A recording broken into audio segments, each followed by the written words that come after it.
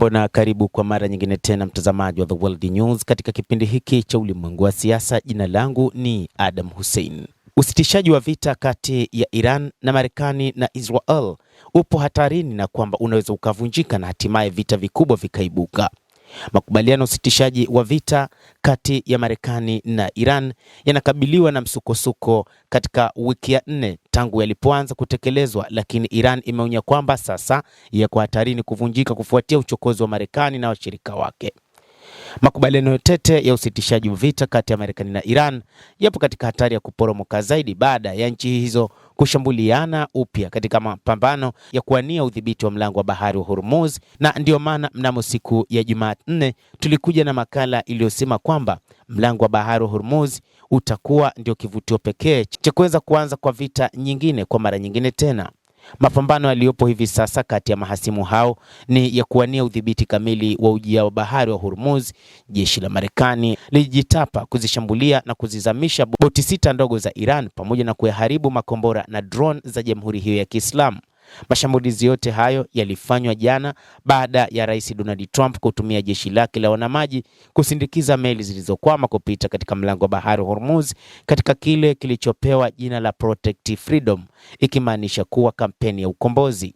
Iran nayo imefanya mashambulizi makubwa ikilenga meli za kibiashara na Umoja wa Falme za Kiarabu, mshirika wa Marekani, ikisema imeshambuliwa na Iran kwa makombora yaliyolenga kituo cha usafirisha mafuta katika bandari ya Fujairah na watu 3 walijeruhiwa.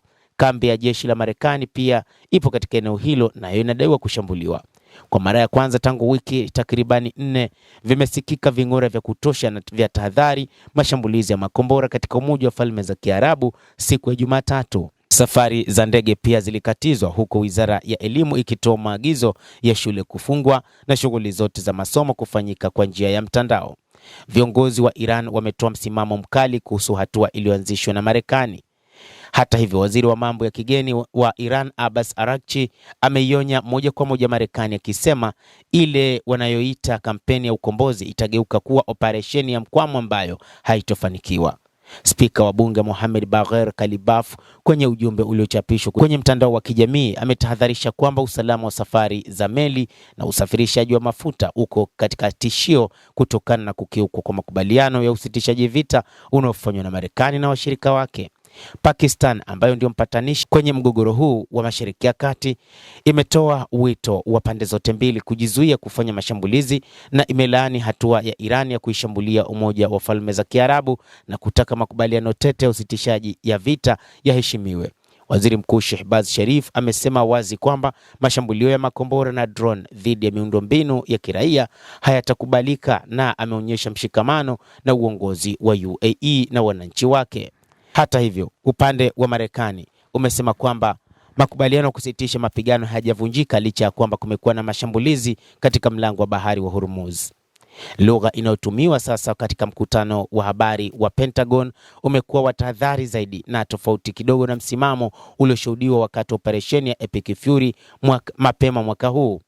Kwa umuhimu wa pekee, waziri wa ulinzi Hegseth na Jenerali Dan Kane wamesisitiza kuwa licha kurushiana moto na matukio ya kijeshi katika siku za hivi karibuni, makubaliano ya kusitisha mapigano kati ya Marekani na Iran bado yanaendelea kushikiliwa.